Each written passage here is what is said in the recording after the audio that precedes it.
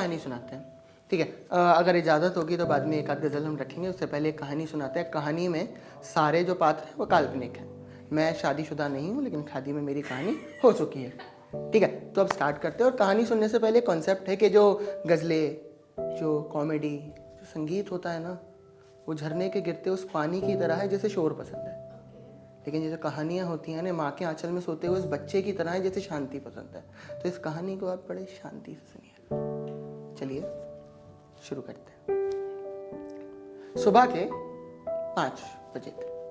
मैं अपनी चाय के साथ गुफ्तगू कर ही रहा था कि मालूम चलता है कि आज शाम हम अपने पुराने दोस्तों से एक महफिल में मिलने वाले हैं। तो मैंने अपनी बीवी मेघा से ये कह दिया कि सुनो, शाम को 6 बजे तैयार रहना, हम साथ चलेंगे। मेरी बीवी बेहद खूबसूरत, पेशे से वकील है। हमारी शादी तो मर्जी से ना करा पाई, तो ज़माने की शादी करा के खुश रहती है। वो होती है ना बीवियाँ जो बिन कहे सारी बात समझ जाती हैं, एक दोस्त जैसे। शायद ऐसी ही थी। मैं लगभग 26 का हो चुका हूँ, लेकिन मेरी मम्मी पापा की नज़र में आज भी वो मुझसे ज़्यादा समझदार है। उसने मेरे लिए कॉफ़ी से चाय पीना शुरू किया था, और ऐसी भरी महफिल में उसने ये मान लिया था कि वो मुझसे थोड़ी बेकार शायर है। शाम 6 बज चुकी थी। मैं उसको लिए उस महफिल की ओर चल ही जा रहा था। रिमझिम सी बारिश हो रही थी और एफएम पे चल रहे उस गाने ने मेरा ध्यान कहीं और केंद्रित कर दिया। वो गाना था तुम ही हो। वो गाना जो आज से सही 6 साल पहले एक छोटी सी हाइट वाली लड़की ने सबके सामने गाया था। मानवी बड़ी खूबसूरत थी। शायद आज मैं उससे मिलने वाला था। मैं महफिल में पहुंचा तो ठीक मेरे सामने थी। हमारी नजरों से नजरें तो मिल चुकी थी, लेकिन हम तो जमाने के लिए शायद अनजान से ही थे। चेहरे पे आज भी उसके वही बनावटी मुस्कान थी, गालों पे आज भी वही हल्का सा डिंपल। कितना अजीब था ना, जिसके साथ एक सफर बिताया हो उसके साथ अनजानों की तरह मिलने का। महफिल चलती रही। इतने में मेरा दोस्त विनय आता है कि आइए मिस्टर अनमोल, मैं आपको अपनी बीवी से मिलवाता हूं। मिलिए मेरी वाइफ मिस मानवी से। व्हाट यार, कितनी अजीब सी बात है ना। जिस लड़की ने मेरे साथ सफर बिताने के लिए दुनिया जहान एक कर दी थी, आज वो किसी और के साथ सफर बिता रही, और ये सफर न जाने कब तक चलता रहेगा।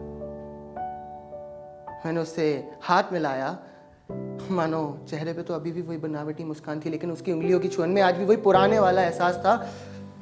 और मैं मानो वो हाथ छोड़ना ही नहीं चाहता था। लेकिन तभी दिल ने कहा कि यार, ये लड़की तो शायद मेरा हाथ थामना ही नहीं चाहती थी। तो खुद को संभाला और कहा, मिलिए मिस मानवी, मेरी वाइफ मेघा से। देखो, मैं एक लड़की को एक लड़की से मिलवा रहा हूँ, नहीं, मैं अपने माजी को अपने मुस्तकबिल से मिलवा रहा हूँ।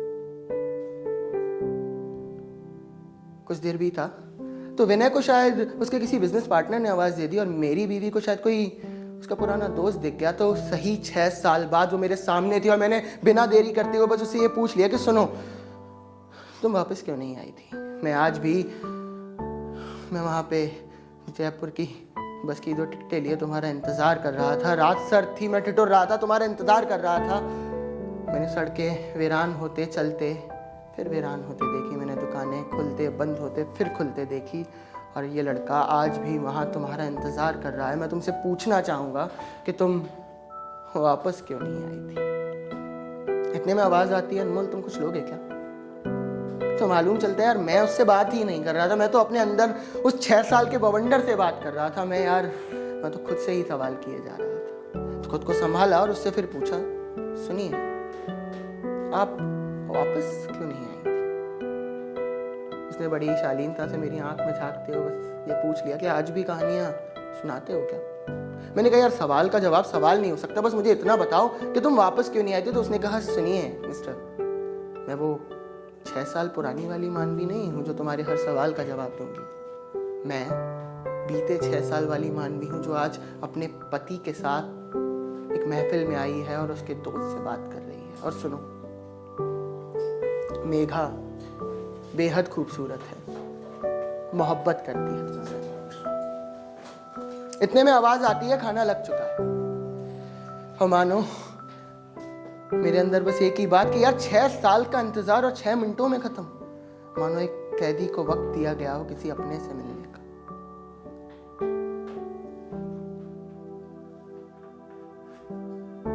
खाना चलता रहा और मालूम चलता है कि आज शाम एक महफिल होने वाली है। महफिल में हम कोई गीत, कोई संगीत, कोई पुरानी बात सब कुछ कहने वाले हों। तो मैंने ये ठान लिया कि आज उसके सामने ये सवाल पूछा जाएगा, आज उससे सारी बात जरूर पूछी जाएगी। तो लोग हंसते रहे, गाते रहे, मस्ती में रहे। इतने में मेरा नाम पुकारा जाता और मानो मेरे बढ़ते कदम उससे ये कह रहे हो कि आज कुछ अजीब होने वाला है। और मैं स्टेज पे जाता हूँ और उससे पूछना शुरू करता हूँ बिन किसी सवाल नाम के। सुनो, तुम्हें याद है क्या किस तरीके से उनसे मिलने के लिए पागल रहता था? सुनो, तुम्हें याद है क्या कि जो एक बार पहली मर्तबा शायद मिले थे हम, उस राज को अपने पास समेट के रख लिया था तुम। सुनो, तुम्हें याद है क्या कि जब छुट्टियां हो जाया करती थी तो एक दूसरे के पास रहने के लिए कुछ ना कुछ वक्त निकाल लिया करते थे।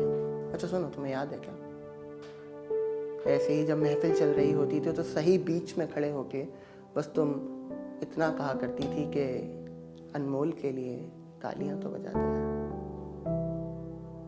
और महफिल जरा सी चह पड़ती। अच्छा, तुम्हें अब ये याद है क्या कि एक लड़के से तुम वादा करके गई थी एक स्टेशन पे कि तुम वापस लौट के आओगी? यार तुम वापस क्यों नहीं आई थी?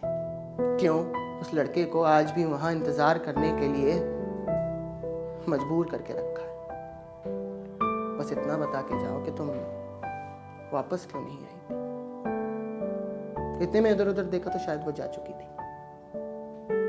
महफिल खत्म हुई, मैं अपने घर की ओर चल दिया। और वो होती है ना बीवियां जो बिन कहे सारी बात समझ जाती है। तो उसने बड़े प्यार से ही मुझसे पूछा कि मेरी बीवी ने कि सुनो अनमोल, कुछ हुआ है क्या? मैंने कि नहीं, मैं एकदम ठीक हूँ। तो कुछ देर के मौन के बाद उसने मुझे बताया कि सुनो, मैं जानती हूँ ये जो 6 साल पुरानी वाली लड़की है ना, ये मानवी ही है, क्योंकि शादी के कुछ वक्त बाद मैंने तुम्हारी उसकी तस्वीरें देखी थी। वो खत पढ़ लिए थे जिसमें कोई पता नहीं था, क्योंकि शायद तुम्हें उसका पता ही नहीं था।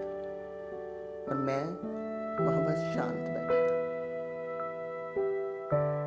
गाड़ी चलाते हुए महसूस हुआ कि एक बाहिनी ओर में एक पर्ची है जिसे पढ़ना भूल गया था, शायद चुपके से छोड़ गई थी।